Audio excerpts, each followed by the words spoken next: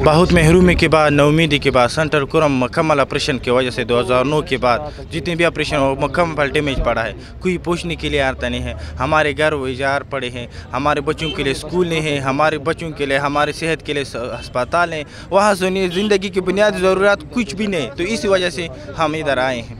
इनको जो है बहुत धक्के मिले हैं, इसलिए इनको बेदारी का एहसास हुआ है कि अब इस सोने का वक्त नहीं है, जागने का वक्त है, उठने का वक्त है और आगे जाने का वक्त है, तालीम का वक्त है, अब सेहत मांगने का वक्त है। और जो सहूलियात फैसिलिटीज़ दूसरे शहरों में हैं, दूसरे अजला में हैं, वो हमें भी दी जाएँ, क्योंकि हम भी पाकिस्तानी हैं, पाकिस्तान का शनाख्त हमारे पास है।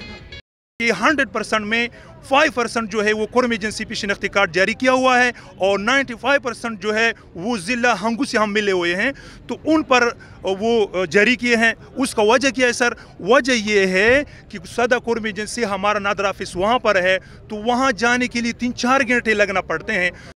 कुरम एजेंसी में हमारे मसाइल हल नहीं होते थे, इसलिए हमने जो पेशावर प्रेस क्लब है इसका रुख किया, और यहाँ हल नहीं होगी तो गवर्नर हाउस का रुख करेंगे, वहाँ हल नहीं होगी तो पार्लियामेंट हाउस के सामने जाकर धरना देंगे।